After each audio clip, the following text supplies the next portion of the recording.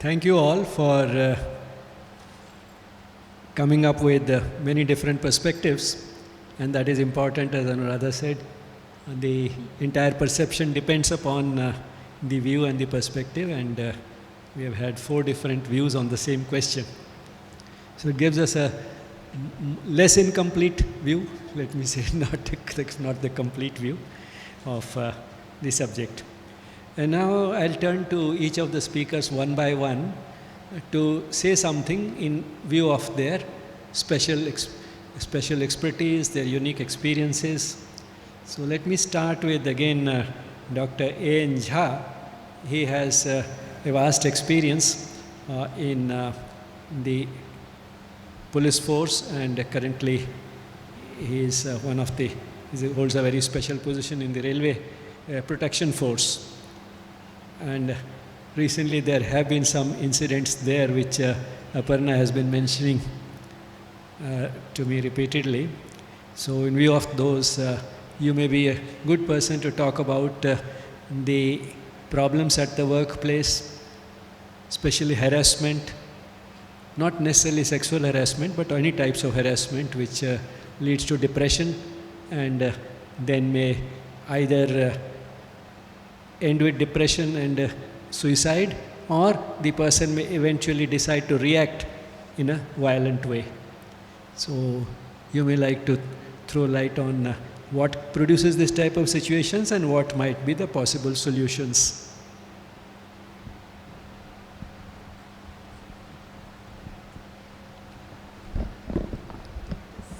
Thank you, sir.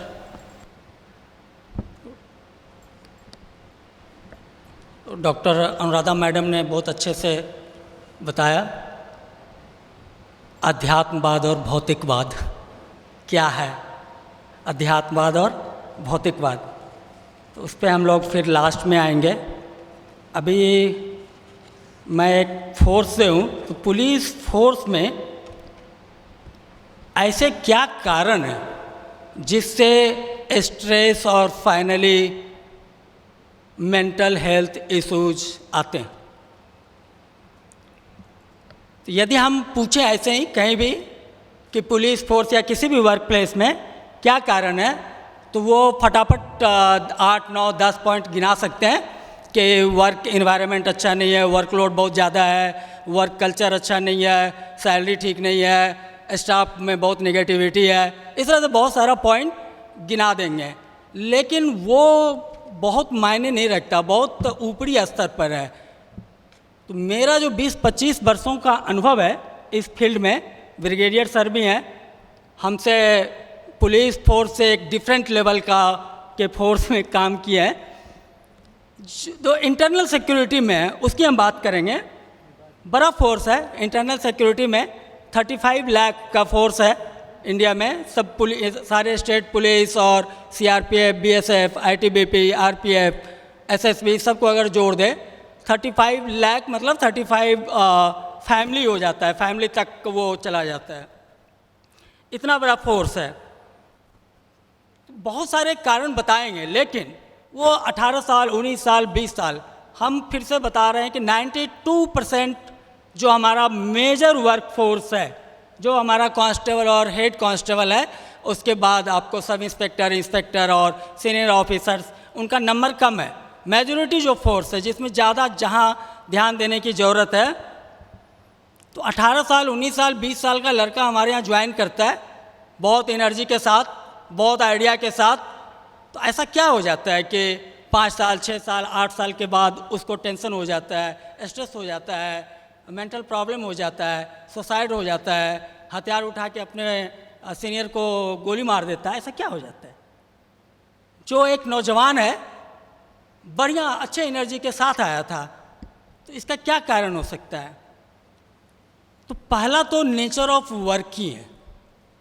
बहुत सारा work है और ऑक्यूपेशनल हजार्ड हर ऑक्यूपेशन का अपना है, लेकिन पुलिस फोर्स का ट्रेनिंग में ही उसको फिजिकल ट्रेनिंग के साथ साथ Naxalism, left wing extremism, murder, हत्या, ये सब बता दिया जाता है और उसको एहसास हो जाता है कि हमारे ज़िंदगी में हमसे कभी मौत टकरा सकता है।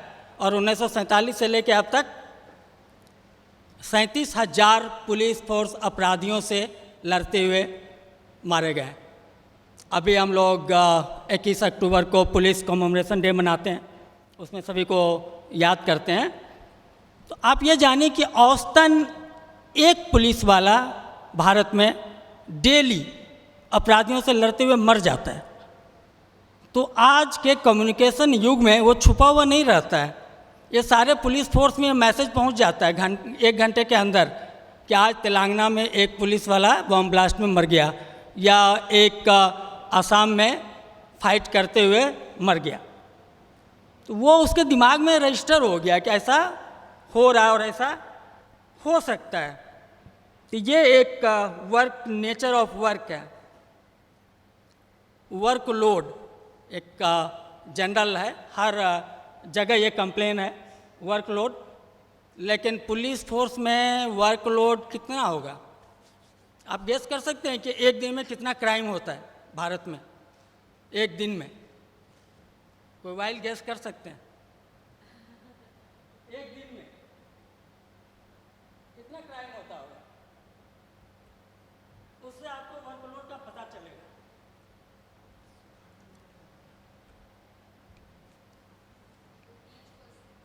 जी,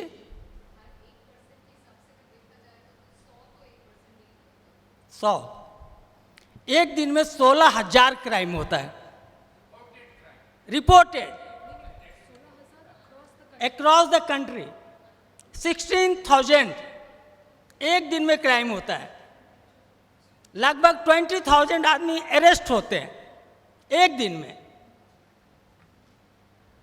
इतना बड़ा ये गवर्नमेंट डाटा है, नेशनल क्राइम रिकॉर्ड ब्यूरो, जो सर ने कहा ना रिपोर्टेड। बहुत सारे क्राइम रिपोर्ट भी नहीं होते हैं डिफरेंट कारण से। हम लोग यहाँ 3 घंटे डिस्कस करने वाले हैं, 2100 क्राइम हो चुका होगा जब 3 घंटे बाद यहाँ से निकलेंगे। ऐसे आप ताली बजाएंगे ना, इससे चुटकी 2 क्राइम हो जाएगा, 1 सेकंड में 2 क्राइम हो जाता है। इतना वर्कलोड है।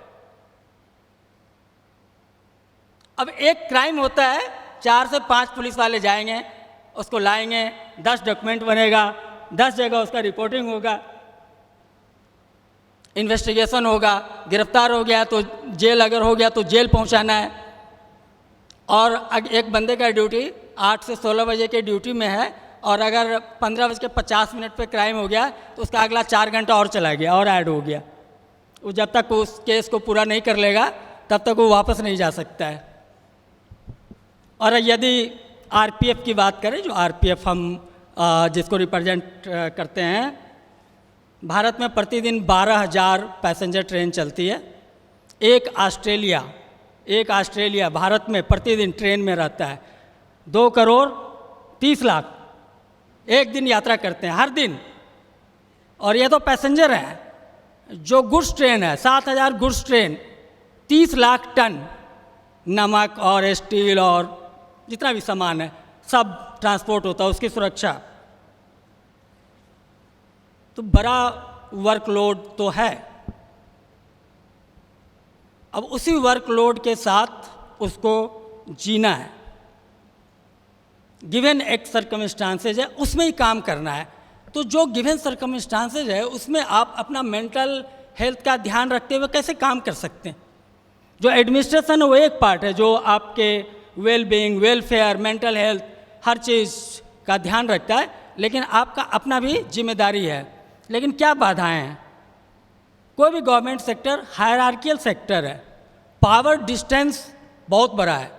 एक जो कांस्टेबल है जो सबसे निचले स्तर पे है, और एक जो हमारा डायरेक्टर जनरल है, एक कांस्टेबल अगर सोच ले कि हमको टॉप मोस्ट डायरेक्टर जनरल से मिल के अपना कोई ग्रीवांस बताना है, महीनों लग जाएंगे। इतना पावर डिस्टेंस है हायरार्कियल स्ट्रक्चर में। इजी एक्सेसिबिलिटी इतने टेक्नोलॉजी के बाद आज भी थोड़ा मुश्किल है। लोकस ऑफ कंट्रोल, उसका अपना जो कंट्रोल है, लोकस ऑफ कंट्रोल उसके पूरे लाइफ पे अपना है ही नहीं। एक बार गवर्नमेंट सर्विस में आ गए, लोकस ऑफ कंट्रोल चला गया, उसको छुट्टी चाहिए। घर में कोई बीमार है, माँ बीमार है, छुट्टी चाहिए, अपने मन से वो जा ही नहीं सकता है, उसको तो छुट्टी सैंक्शन कराना पड़ेगा। जब तक छुट्टी सैंक्शन नहीं हो वो जा ही नहीं सकता है, और अगर चला गया तो एब्सकॉन्डर हो गया, वो एक अब अलग नया चैप्टर स्टार्ट हो जाएगा उसको चार्जशीट और पनिशमेंट का। लोकस ऑफ कंट्रोल सर्विस में आ गए, ख़त्म हो गया। Constraint of time and space, वो जहाँ काम करना चाहता है वहाँ उसकी पोस्टिंग नहीं हो पाएगी। जिस शिफ्ट में काम, आप पता है रेलवे या कोई भी पुलिस फोर्स शिफ्ट में काम करता है, ये नहीं कि आप 10 बजे ऑफिस आए और 5 बजे चले गए। ये इस तरह के जो काम है शिफ्ट में होता है। नॉर्मली 8 बजे से 16 बजे, 16 से 24, 24 से 8, इस तरह से शिफ्ट होता है, शिफ्ट में काम करते हैं। और इसका एक अलग फिजिकल और मेंटल डायमेंशन है कि उसका आज रात भर जगा हुआ है, फिर नेक्स्ट डे सुबह के ड्यूटी में आ रहा है, फिर नेक्स्ट डे रात में आ रहा है, या लॉन्ग ट्रेवल कर रहा है। ये एक अलग इशूज है इसके साथ जुड़ा हुआ है। और जो सबसे इम्पॉर्टेंट है इस पूरे उसके वर्क कल्चर में, lack of non violent communication. जो कम्युनिकेशन का पूरा चैनल है कांस्टेबल तक और इंस्पेक्टर और ऑफिसर से नीचे पूरा का पूरा, या नीचे से ऊपर तो नहीं लेकिन ऊपर से नीचे वायलेंट कम्युनिकेशन है, उसका कितना असर है उसके मेंटल और फिजिकल एस्पेक्ट्स पे। नॉन वायलेंट कम्युनिकेशन सॉल्यूशन में हम इस पर फिर बात करेंगे थोड़ा सा। वर्क लाइफ कन्फ्लिक्ट, ये सभी जानते हैं जो भी सर्विस में है, वर्क लाइफ कन्फ्लिक्ट कितना है और उसको बैलेंस बनाना कितना मुश्किल है। और जो नया चीज़ ऐड हुआ है पिछले 3-4 सालों में, वो है social media diet. Social media, हम कितना सोशल मीडिया देख रहे हैं और वहाँ से कितना इन्फॉर्मेशन हमारे ब्रेन में रजिस्टर हो रहा है। और जो गवर्नमेंट सर्विस में वो जानते हैं कि उनके पास 20-25 ग्रुप होंगे, व्हाट्सएप ग्रुप गवर्नमेंट के अपने वर्क से रिलेटेड। अब पूरे भारत का ऐसे कई ग्रुप है रेलवे का जिसमें हम जुड़े हुए हैं, जोड़ा गया है। जो तमिलनाडु में कुछ हो रहा है हमको उससे कोई लेना देना नहीं है, हमसे कंसर्न ही नहीं है, लेकिन वो हमको मेरे दिमाग में रजिस्टर हो रहा है। जिस एरिया में हम हैं, जो मेरे कंसर्न का है, जो नीड टू नो बेसिस का कंसेप्ट था, जिसको जानने की ज़रूरत उसी को बताया जाए, वो ख़त्म हो गया। हर चीज़ अब सबको बताया जा रहा है, कुछ भी हो जाए, लेकिन वो आपको अननोइंगली माइंड में तो रजिस्टर हो रहा है। अब मैडम बताएगी माइंड का कुछ कैपेसिटी भी है कि नहीं स्टोर करने का, या अनलिमिटेड है। हम तो ये सीखे कि ये बताया गया कि जो आप रिट्रीव कर सकते हैं लिख के रख लीजिए, जो रिट्रीव कर सकते हैं टाइम पे रिट्रीव कर लें तो बेटर है, दिमाग में उसको जमा करने की ज़रूरत नहीं है।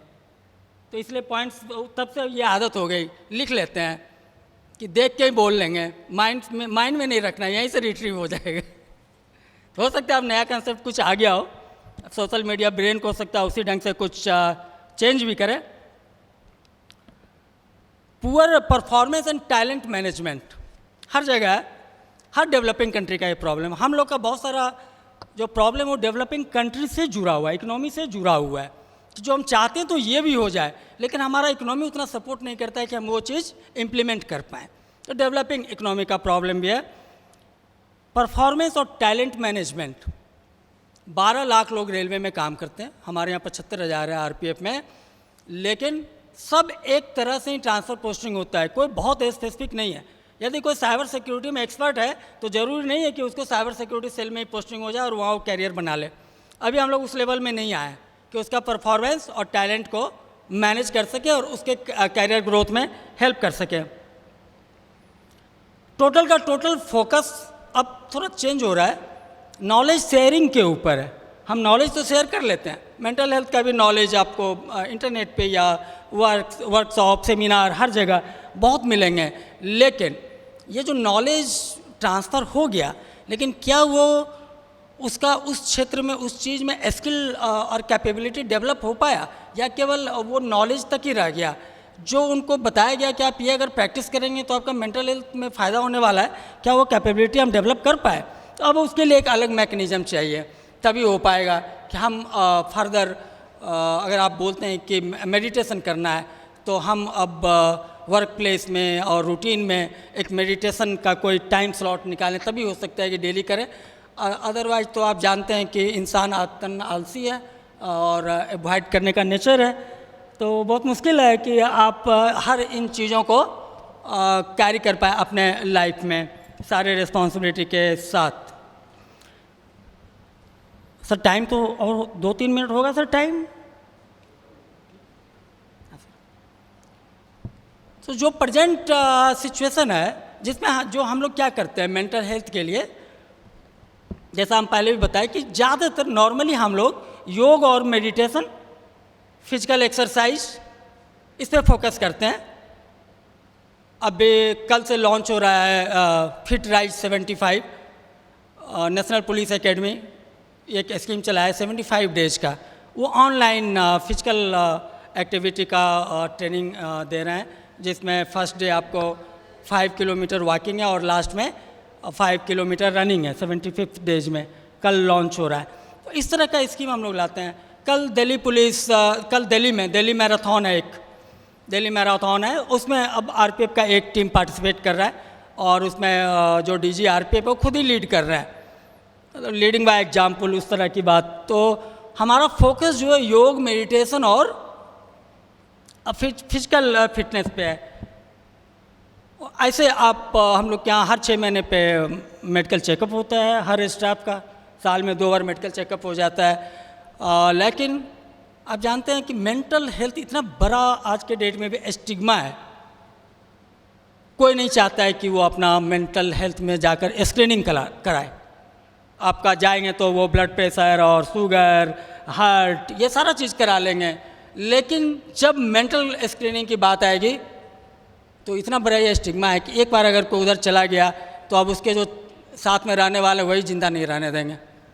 सबसे बड़ा तो वही चैलेंज है सोसाइटी में आज के डेट में कि उसको कैसे टैकल किया जाए।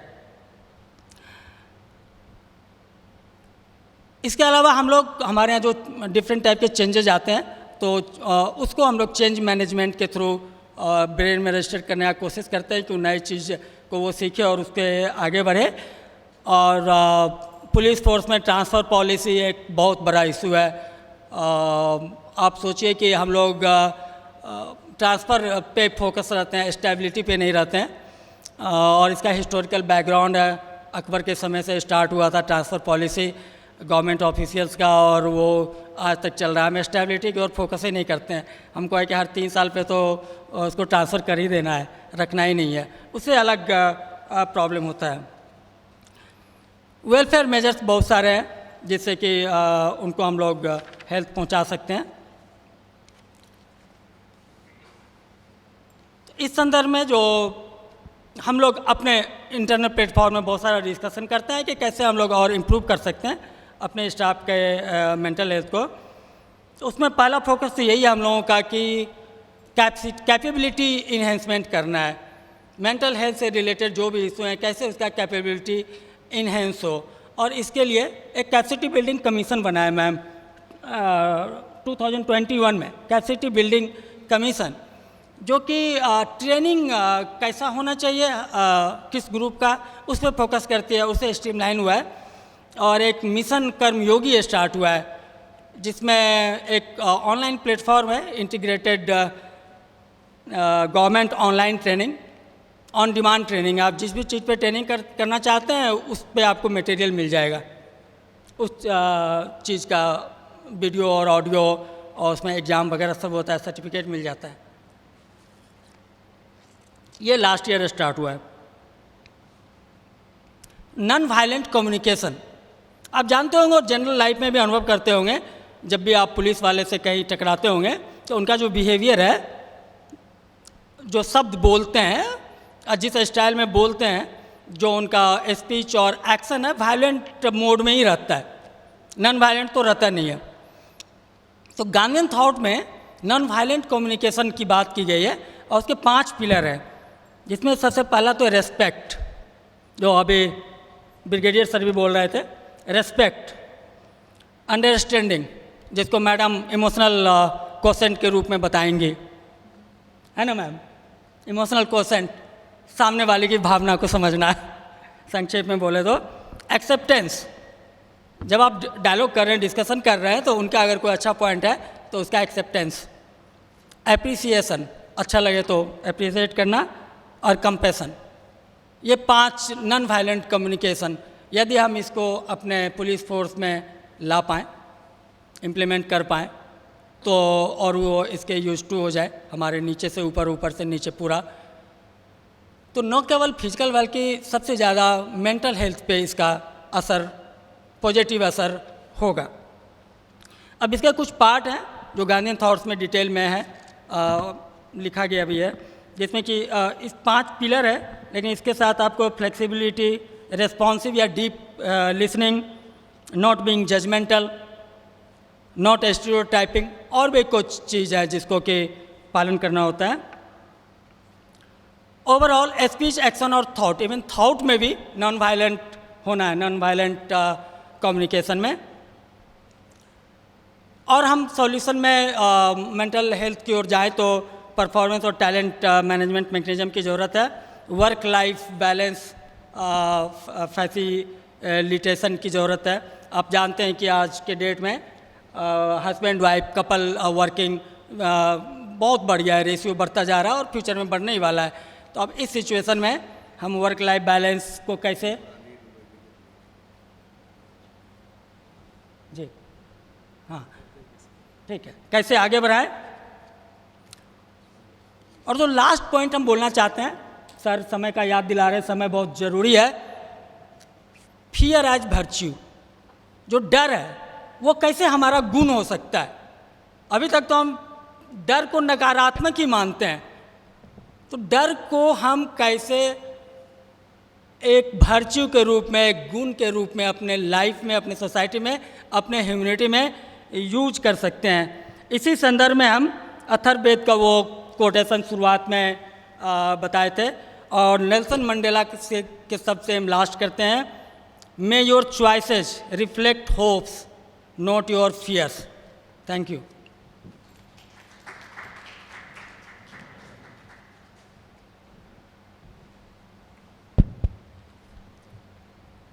Thank you doctor Jha. Doctor Jha ने बहुत इम्पॉर्टेंट चीज़ें कुछ बताई हैं। मेंटल हेल्थ का एक बेसिक प्रिंसिपल होता है कि स्ट्रेस होता ही इसलिए है क्योंकि हम चाहते कुछ हैं और वास्तव में एग्जिस्ट कुछ और करता है। तो इस गैप को ब्रिज करने के 2 तरीके हैं, या तो जो एग्जिस्ट करता है वो चेंज हो जाए ताकि जो हम चाहते हैं वो हो जाए, या हम उसको देखने का तरीका चेंज कर लें ताकि जो कुछ है वैसा ही रहे, तो भी हमें उसमें कुछ अच्छा दिखाई देने लगे और टेंशन ख़त्म हो जाए। तो जो स्पिरिचुअल अप्रोच है उसमें दूसरी चीज़ आती है, हम उसी चीज़ को दूसरी तरह से देखते हैं ताकि स्ट्रेस ख़त्म हो जाए। वो एक अल्टीमेट सॉल्यूशन ज़रूर है, लेकिन डॉक्टर झा ने जो कुछ बताया उसमें दूसरी चीज़ पे जोर दिया गया और वो भी इम्पॉर्टेंट है। अगर हम कुछ सिचुएशन को बदल सकते हैं तो बदलें। तो सिचुएशन में उन्होंने बताया कि कई चीज़ें हैं रेलवे के पुलिस के काम में जो तनाव पैदा करती हैं।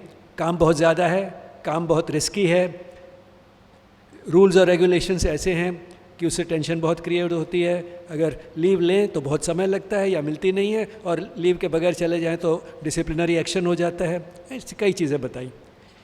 तो वर्किंग कंडीशंस को, इन सब चीज़ों को शायद बहुत ज़्यादा चेंज नहीं कर सकते, क्राइम रेट कम नहीं कर सकते, और ये सब चीज़ें जो हैं शायद चेंज नहीं हो सकती। लेकिन क्या हम कुछ और कर सकते हैं वर्किंग कंडीशंस में? उसका भी उन्होंने बताया कि एटलीस्ट हम we can bring more love, more respect, more empathy into the working atmosphere. वो तो कर सकते हैं। और अगर किसी इंडिविजुअल को ज़रूरत पड़े मेंटल स्ट्रेस की वजह से काउंसलिंग की, तो उसके विरुद्ध कोई स्टिग्मा ना हो, उसके लिए सोशल एजुकेशन दे सकते हैं। और ऑफिशियली हम इंश्योर करें कि रूल्स में, जस्ट एज किसी को डायबिटीज़ हो जाती है, ब्लड प्रेशर हो जाता है, तो उसकी जॉब नहीं चली जाती। इसी तरह से अगर उसको तनाव है तो उसकी वजह से उसकी जॉब ना चली जाए। तो ये जो है वर्किंग कंडीशन, ये भी एक बीमारी है दूसरी बीमारियों की तरह, तो इसके लिए स्पेशल स्टिग्मा ना हो। तो ये इस तरह से हम अपनी कंडीशंस को चेंज कर सकते हैं ताकि सिचुएशन इम्प्रूव हो। तो ये भी एक इम्पॉर्टेंट पहलू है जो इन्होंने सामने रखा है। अब हम जाते हैं ब्रिगेडियर साहब के ऊपर, जिनका आर्मी का बैकग्राउंड भी है और अभी उन्होंने कॉरपोरेट सेक्टर में काम करना शुरू किया, तो वहाँ पे भी इनको एक्सपीरियंस है दोनों तरह का। तो जो भी चाहें दोनों तरह के एक्सपीरियंस से वर्क प्लेस में तनाव कैसे कम हो सकता है वो हमसे साझा करें. Thank you.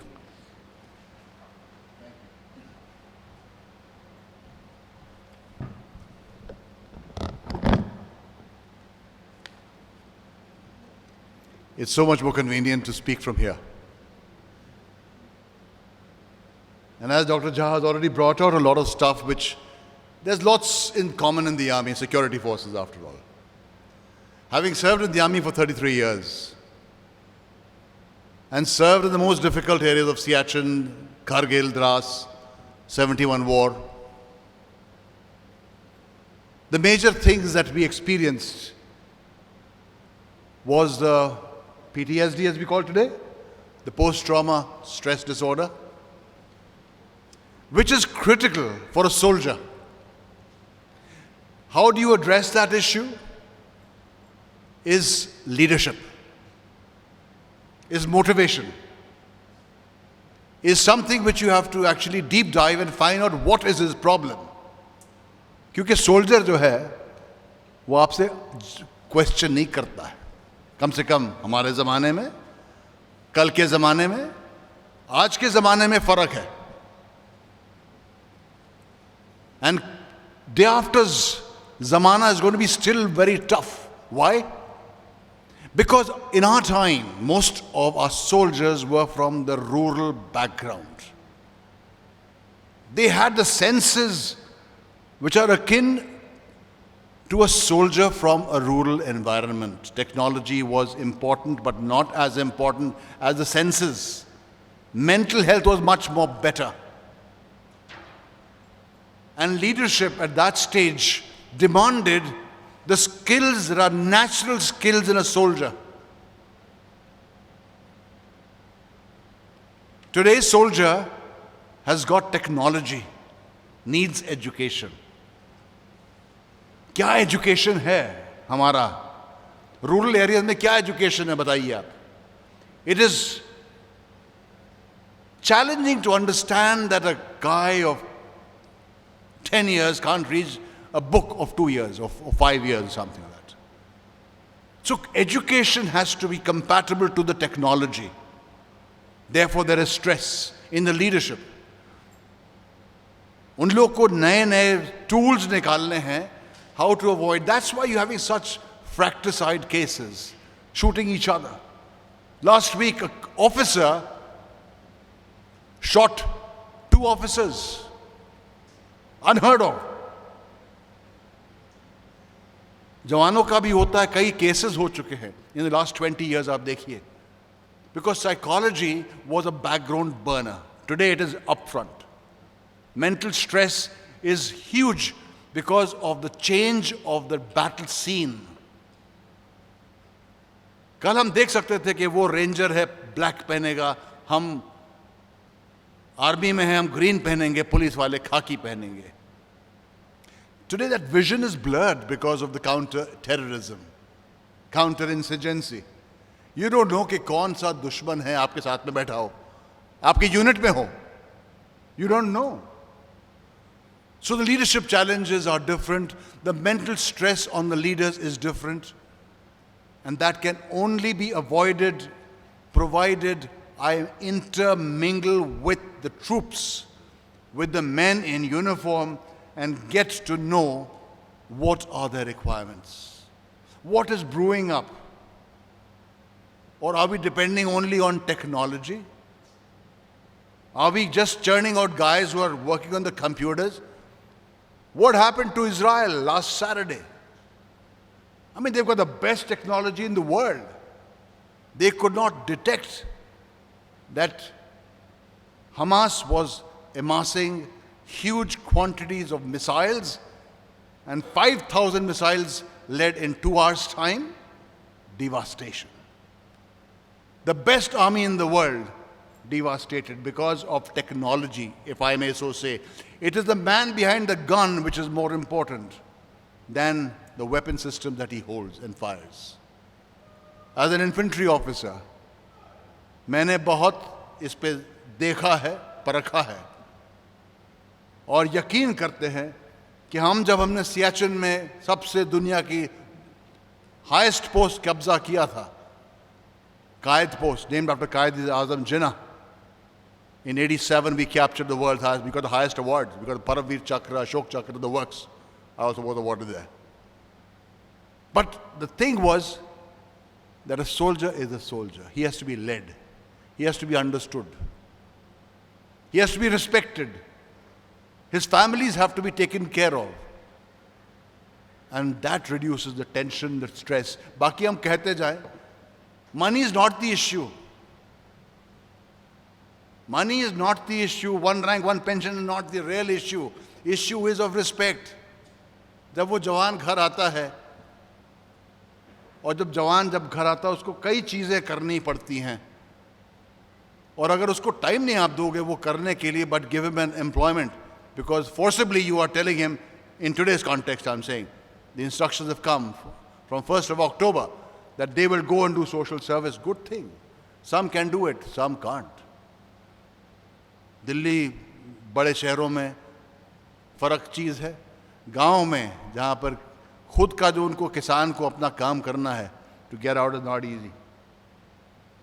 Internally, seek social service is done from inside. Therefore, I will now shift to the corporate sector. And I left the army prematurely. I left it almost 18 years ago. And I've served with Jindal Stainless for 17 years thereafter. I didn't leave any other corporate. Just joined one, and I was taking care of CSR and sustainability.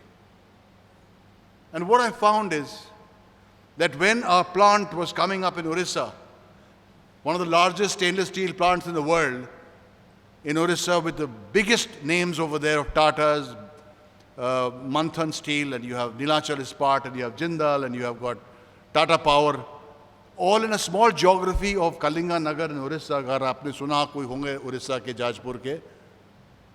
The biggest challenge was what? Communities.